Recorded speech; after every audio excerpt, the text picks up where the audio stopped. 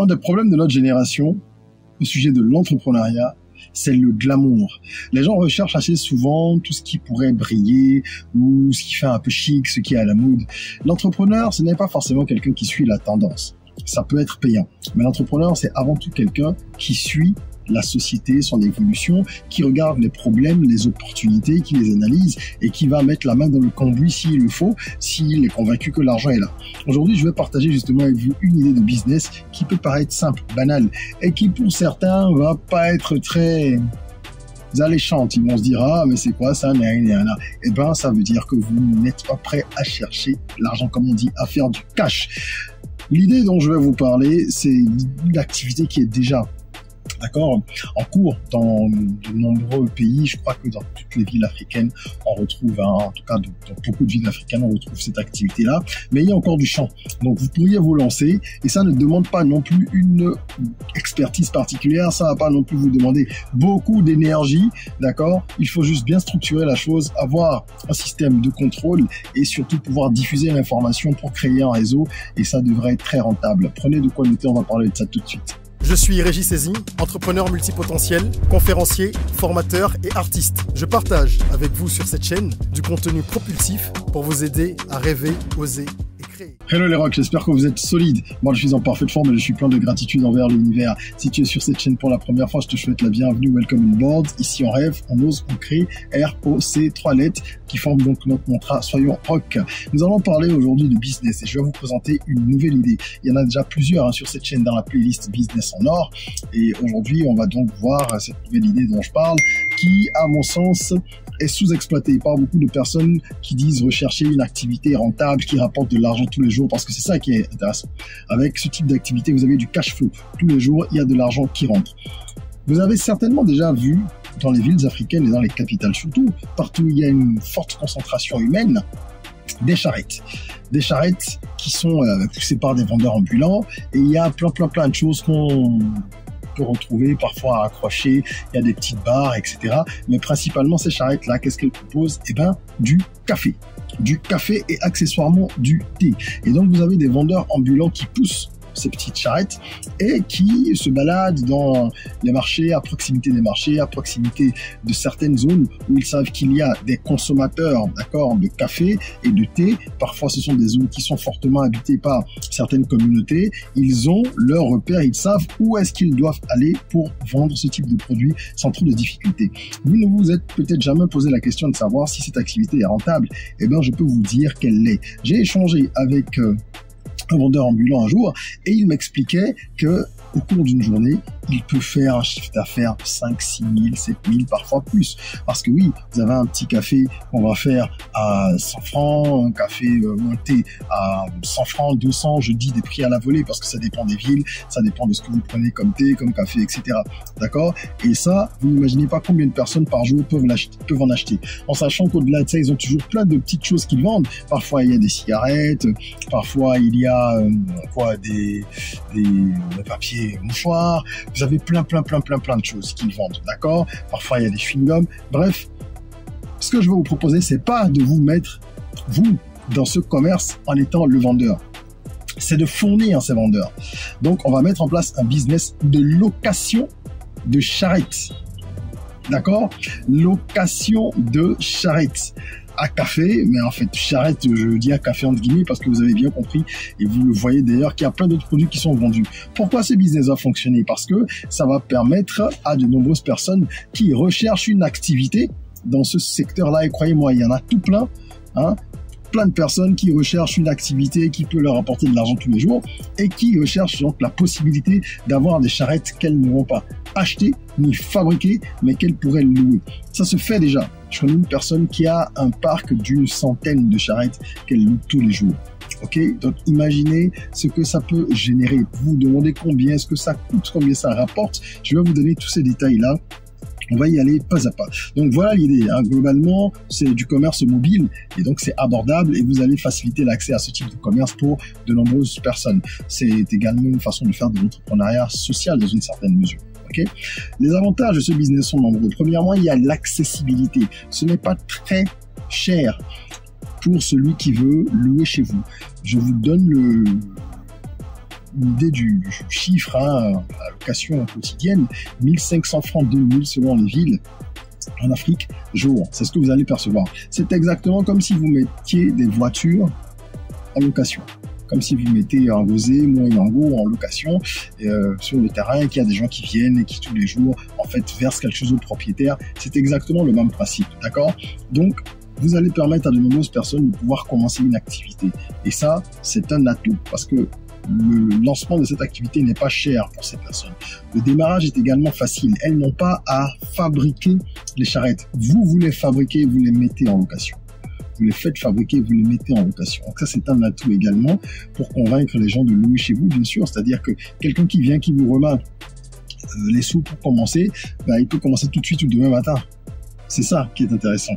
Il y a également l'aspect branding. Ces charrettes-là, il est conseillé, c'est ce qu'on voit souvent, hein, de bien sûr les peindre à l'effigie d'une marque connue. Ça peut être une marque connue de café, ça peut être une marque connue de notre produit, et en fait vous allez jouer sur la puissance de cette marque qui est déjà ancrée dans l'imaginaire des gens. Ça va permettre à celui qui loue vos charrettes de pouvoir vendre plus facilement parce que forcément le subconscient reconnaît cette marque, ça attire l'attention, etc., etc. Je ne vais pas faire de pub, vous voyez quand on parle de café par exemple, de quelle marque il peut s'agir, et pour d'autres produits, il suffit de faire le parallèle. Alors, quels sont les challenges auxquels vous serez confrontés? Le premier challenge, ça va être la maintenance. La maintenance et les réparations. Parce que les charrettes, même si elles sont solides, puisqu'elles sont faites parfois avec des tonneaux recyclés ou d'autres types de matières comme ça, il faut forcément avoir un budget pour l'entretien et la réparation. Parce que si les gens louent, vous allez probablement avoir à faire des réparations. Ils sont censés ramener ça le soir. À moins que vous ayez un autre business model où en fait ils ne vous ramènent pas les charrettes le soir, ils les gardent pendant un moment. Dans ce cas, c'est que vous avez peut-être pris une garantie. Il faut étudier la question pour avoir un business model. Ça se fait de différentes manières selon les propriétaires. Ok? Donc, vous avez quand même ça qui est un challenge qu'il faut pouvoir encadrer pour ne pas avoir plein de dépenses à droite à gauche. Et vous avez en second challenge la gestion des locations. Les gens, s'ils doivent rapporter les charrettes le soir, à chaque fois, il faut bien sûr penser à pouvoir parquer tout ça quelque part. Évidemment, il faut pouvoir suivre qui est arrivé à quelle heure est-ce qu'il a ramené, est-ce qu'il a payé. Donc il y a un suivi, tout ça, ça fait partie de l'activité, c'est normal, hein, vous n'allez pas dormir, l'argent va tomber, mais ça reste quand même un challenge, il faut l'évoquer et le prendre en compte dans la réflexion et l'analyse avant de se lancer, évidemment. Venons-en maintenant à tout ce qui est investissement. Combien il faut pour lancer un business pareil? Honnêtement, il ne vous faut pas beaucoup d'argent et tout dépend de votre force de frappe. D'accord? Je marque une petite pause pour vous inviter à télécharger gratuitement l'e-book qui est disponible en description. C'est un e-book dans lequel vous retrouverez une vingtaine de business rentables pour l'Afrique. C'est gratuit. Il suffit de cliquer et il est à vous. Ça va peut-être vous permettre de mener des réflexions complémentaires par rapport à vos projets. Alors, en termes d'investissement, vous avez deux volets principaux. La fabrication des charrettes, il faut pouvoir trouver les artisans qui peuvent faire ça. Je peux vous dire que ça va vous coûter entre 100 et 150 000 en fonction du modèle que vous allez vouloir mettre en place. Des petits add-ons, est-ce que ça se ferme, il y a un verrou, une serrure derrière, etc. Donc prévoyez entre 100 et 150 000. Et ensuite, comme je le disais, il faut mettre un peu d'argent de côté pour tout ce qui va être maintenance, réparation. Mais bon, tout début, normalement, vous ne devriez pas avoir trop de dépenses. Et il faut aussi quelqu'un qui va peut-être vous aider à faire la gestion de tout ça. Vous n'allez peut-être pas être vous seul en mesure de gérer le flux et le flow, surtout si vous avez un parc important dès le début. Si vous en avez une cinquantaine, là, il faut des gens pour vous aider à gérer tout ça. Donc, mettre un peu d'argent de côté pour les coûts opérationnels. Ok? Entre 100 et 150 000 pour la fabrication, oui, c'est ce que je vous préconise parce que j'ai déjà fait des choses dans ce genre. Vous pouvez pousser jusqu'à 200 parce que votre modèle peut peut-être être un peu plus évolué que ce qu'il y a sur le marché. Vous pouvez justement apporter des innovations pour attirer davantage de commerçants qui viendraient louer chez vous. Les vendeurs ambulants, n'est-ce pas? Donc, globalement, je pense qu'avec pas trop d'argent, pas un budget énorme, vous devriez pouvoir vous en sortir. D'accord? Vous devriez pouvoir vous en sortir.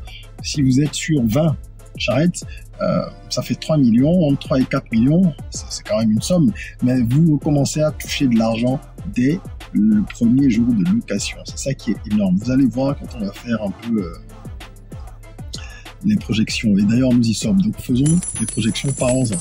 La location quotidienne, si vous partez sur 1500, je suis à minima parce que je pense qu'on peut monter à 2000. Il y a des villes en Afrique où ça va à 2000. Et en fonction du modèle, ça peut aller à 2000, 2500. Si on reste même sur les 1500 francs jour, vous avez 20 charrettes, ça vous fait 30 000 jours. 25 jours, si on exclut les dimanches, d'accord, ça fait 750 000 francs par mois. Ce qui vous fait à peu près 9 millions par an. Et figurez-vous que c'est quasiment du passif. Parce que c'est un business quasiment, c'est des revenus passifs. Vous ne faites pas grand-chose. Vous allez superviser les sorties, les rentrées, etc. Si vous avez quelqu'un, comme je disais, qui vous aide, ça va pas être très prenant pour vous-même. Et derrière, regardez ce que vous faites comme cash. Surtout que vous pouvez très rapidement agrandir le parc et passer de 20 à 30, à 50, etc. Parce que quand ça va fonctionner, vous aurez de la liquidité pour faire davantage de charrettes ou pour aller faire un prêt, un crédit, ou alors voilà, trouver d'autres moyens de mobilisation de financement. Donc c'est un business qui n'a l'air de rien. Il y a beaucoup d'activités comme ça. Quand on passe dans la rue, on ne fait pas attention à ça. On se dit, c'est des petits business, des petits commerces. Les gens ne se disent même pas c'est des business. Ils se disent, bon voilà, chacun mène son activité. Il faut développer le regard du roc. C'est-à-dire, pouvoir, à chaque fois qu'on est quelque part, analyser son environnement et se dire, celui qui est en train de pousser cette charrette, ah mais disons combien de gars. C'est comme ça que moi j'en suis arrivé à parler il y a plusieurs années déjà avec des vendeurs de tchanchanga, comme on dit, ou alors tipiterie, ça dépend des pays, hein, la dénomination change, vous comprenez, c'est différentes là qu'on mange dans la street food. Ben, j'ai parlé avec eux, je parle avec beaucoup de gens. Les vendeurs même d'essence qu'on appelle paillot, essence frelatée au Bénin, je parle avec ces gens-là. Parce que ce sont de vrais business, ce sont des filières. Et il y a des opportunités. Donc, vous pourriez générer avec une vingtaine de charrettes à 1500 francs seulement au jour, 750 000 francs par mois. Faites le calcul de façon exponentielle si vous avez un parc plus grand. Ok? Donc, voilà l'idée de business que je voulais partager avec vous aujourd'hui. N'hésitez pas à mettre vos avis en commentaire pour qu'on en discute. Pourquoi pas? Et je vous donne quelques astuces. Il faut être bien situé. Il faut être situé, en tout cas là où vous avez vos charrettes, là où vous allez parquer tout ça, il faut que ce soit dans un environnement à proximité d'une zone, on va dire, à forte affluence, quoi. Concentration humaine forte, pas loin de marché, par exemple, où les gens peuvent rapidement prendre des charrettes et rentrer dans le marché. Ils commencent à vendre, ou dans des quartiers où ça se vend beaucoup, mais pas très loin. Ça, c'est important. Vous pourriez également, pour augmenter vos revenus, approvisionner les commerçants. Ça peut être également ça, le business parallèle. Vous leur fournissez du café et d'autres produits qu'ils vendent et vous êtes donc un semi-grossiste. Vous achetez chez les grossistes et vous proposez en même temps les deux services. Donc, tu viens, tu prends ta charrette, tu peux prendre tes produits et tu vas faire tes ventes. Mais les produits, tu les achètes, évidemment, tu les revends. La charrette, tu la loues. Okay. Donc voilà ce qui peut être intéressant. Il faut comprendre que ce type de commerçants, ces commerçants ambulants, ils n'ont pas les ressources nécessaires pour aller faire fabriquer ou acheter en une fois les charrettes. C'est ça qui est intéressant. C'est pour ça qu'ils vont venir chez vous. C'est ça. S'ils pouvaient, ils achèteraient directement. Mais le fait de leur proposer cette option, eh ben, ça leur allège la tâche, ça leur permet de commencer plus facilement. Et vous pourriez aussi avoir un modèle où ils payent un peu plus cher pendant X mois et après la charrette leur appartient. Je sais qu'il y a des gens qui le font, c'est exactement comme pour les voitures, comme pour les VTC.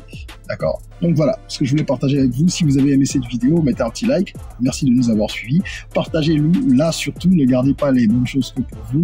Et en attendant qu'on se retrouve pour une nouvelle vidéo, prenez soin de vous, de votre corps, mais aussi surtout de votre mind. Rêvons, osons, créons. Soyons rock.